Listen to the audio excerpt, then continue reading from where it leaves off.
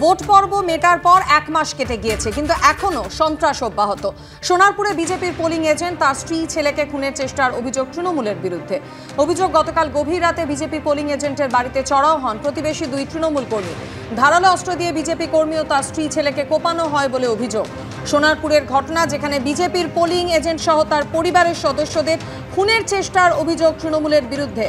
গতকাল গভীর রাতে বিজেপির পোলিং এজেন্টের বাড়িতে চড়াও হন প্রতিবেশী 2 তৃণমূল কর্মী। ধারালো অস্ত্র দিয়ে বিজেপি কর্মী ও তার স্ত্রী ছেলেকে কোপানো হয় বলে অভিযোগ।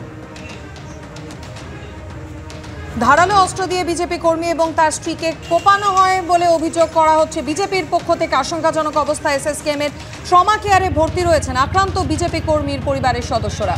রঞ্জিত হালদার আমাদের প্রতিনিধি এই মুহূর্তে আমাদের সঙ্গে টেলিফোন লাইনে রয়েছে। রঞ্জিত, ঠিক কি ঘটনা ঘটেছে, পুলিশ সূত্রে কি খবর?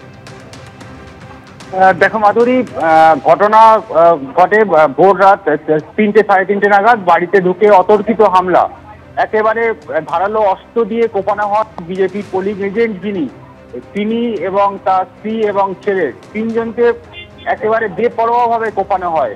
তারপর তাদেরকে গুরুতর জখম অবস্থায় বর্তমানে এসএসকেএম ট্রমা কেয়ার ভর্তি রয়েছে। কারণ হিসাবে যেটা জানা যাচ্ছে যে এখানে বিজেপি পোলিং এজেন্ট, বিজেপি সমর্থক যেমনটা রয়েছে, তার পাশাপাশি অন্য আরেকটা কারণও কিন্তু এখানে উঠে আসছে।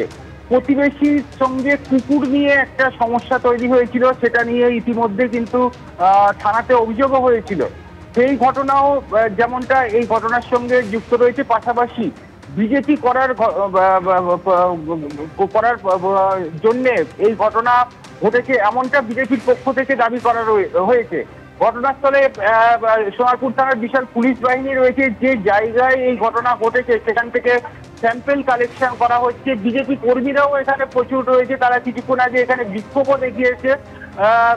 এই ঘটনায় ইতিমধ্যে একজনকে পুলিশ গ্রেপ্তারও করেছে, এমনটাই জানা যাচ্ছে। ধন্যবাদ রঞ্জিত।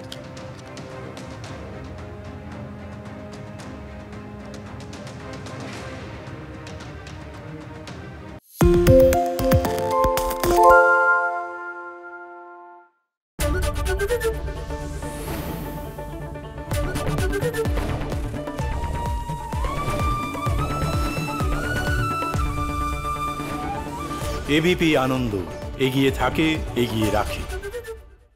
সত্য অন্তহীন, সত্যের খোঁজও তাই, সত্য সন্ধানে তাই আমরা অক্লান্ত, অকুতভয়। এবিপি আনন্দ নতুন ভাবনার প্রতীক, যা মনে মুক্ত, তথ্যে যুক্ত এবং যাবতীয় সীমানার বাঁধন থেকে মুক্ত।